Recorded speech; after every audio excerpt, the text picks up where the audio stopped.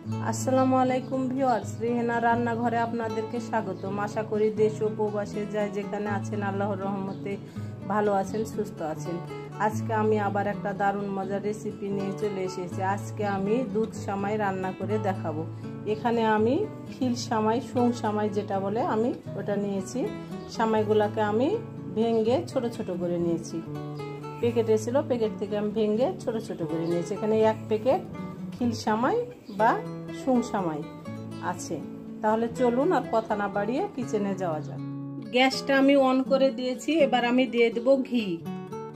এখানে আমি ঘি দিয়ে দেব 1 চামচ, চা চামচের 1 চামচ আমি ঘি দিয়ে দিলাম। ঘিটা আমার গরম হয়ে গেছে। আমি দিয়ে দিলাম কিশমিশ আর কাঠবাদাম। আপনারা চাইলে এখানে পেস্তা বাদামও ব্যবহার করতে পারেন। আমি কিশমিশ আর কাঠবাদামটাই আমি ব্যবহার করব, যেহেতু আমার বাসায় কিশমিশ কাঠবাদামটা পছন্দ করে, সেজন্য আমি কিশমিশ আর কাঠবাদামটাই আমি দিয়ে দিলাম। আমি এটাকে হালকা করে ভেজে নিয়ে আমি ফিরে আসছি। এটা মিডিয়াম টু লো হিটে ভেজে নিতে হবে। দেখুন আমার কিশমিশ আর কাঠবাদামটা খুব সুন্দরভাবে ভাজা হয়ে গেছে। এবার আমি এগুলোকে আমি উঠিয়ে নেব।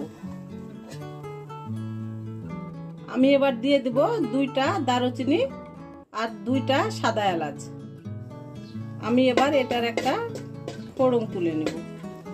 আমার এটার ফোড়ন উঠে গেছে। এবার আমি এর মধ্যে আর হালকা করে আর 1 চামচ আমি ঘি দিয়ে দেব।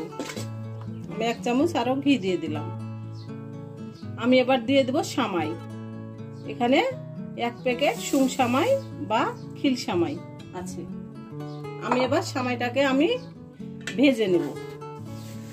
এটা মিডিয়াম টু লো হিটে ভাজতে হবে। এটা বেশি তাপে ভাজা যাবে না, কারণ এটা হালকা করে ভেজে নিতে হবে, হালকা তাপে। এটা একেবারে মিডিয়াম টু লো হিটে আমি ভেজে নিয়ে আমি ফিরে আসছি। সামাইগুলো আমার ভাজা হয়ে গেছে। এটা বেশি ভাজলে পুড়ে যাবে, তিতা লাগবে খেতে। দেখুন আমার সামাইগুলো ভাজা হয়ে গেছে। এবার আমি সামাইগুলো একটা পাতিলে আমি উঠিয়ে নেব। মাত্র 20 মিনিটে আমি সামাইটা রান্না করে নেব। এটা 20 মিনিট সময় লাগবে, এটা রান্না করতে বেশি সময় লাগবে না। আমি গ্যাসটা অন করে দিয়েছি। আমি যে পাতিলে সামাই ভাজলাম, আমি সেই পাতিলে আমি দুধ দিয়ে দেব। এখানে 2 লিটার দুধ আছে। আমি দুধটা আমি দিয়ে দিলাম। আমি এখানে প্যাকেটের দুধ দিলাম 1/2 কাপ। প্যাকেটের দুধটা দিলে খেতে খুব মজা হবে। আমি দিয়ে দেব চিনি। আমি সামাই যতক্ষণই ব্যবহার করলাম, আমি চিনিও ততক্ষণই ব্যবহার করলাম। আমি এবার নেড়ে চেড়ে আমি গ্যাসটা আমি অন করে দেব। আমি দুধটাকে একেবারে হাই হিটে আমি জাল করে নেব। 2 কেজি দুধ আমি জাল করে আমি এটাকে প্রায় 1.5 কেজি করে নেব। আপনারা চাইলে এখানে কইটার দুধও ব্যবহার করতে পারেন। আমি এখানে কইটার দুধ ব্যবহার করলাম না, আমি গুঁড়া দুধ ব্যবহার করলাম। আমরা যে কাঠবাদাম আর কিশমিশটা ভেজে রেখেছিলাম সেটা দিয়ে দিলাম। আমি এবার এটাকে একেবারে হাই হিটে আমি প্রায় 20 মিনিট আমি জাল করে নেব। 20 মিনিট জাল করে নিয়ে আমি ফিরে আসছি।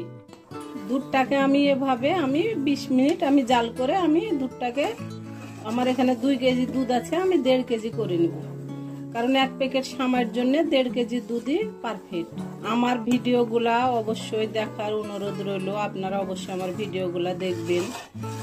ফেসবুক থেকে যদি দেখেন তাহলে অবশ্যই একটা ফলো দিয়ে দিবেন। ইউটিউব থেকে দেখলে একটা সাবস্ক্রাইব করার অনুরোধ রইল।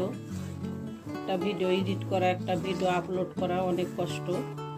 দুধটাকে আমি 20 মিনিট জাল করে নিয়েছি। এবার আমি সামাইগুলো আমি দিয়ে দেব। যেহেতু আমরা এখানে খিল সামাই বা শুং সামাই ব্যবহার করছি, সেজন্য আমাদের সামাইগুলো আমার দিয়ে প্রায় 5 মিনিট রান্না করে নিতে হবে। আমি সামাইগুলো দিয়ে দিলাম। আমি এবার সামাইগুলোকে আমি রান্না করে নেব। এটা অনবরত নাড়তে হবে। এখানে যেহেতু গুঁড়া দুধ দেওয়া আছে, নইলে দুধটা নিচে ধরে যেতে পারে। এখান থেকে 1 ধাপও নড়া যাবে না।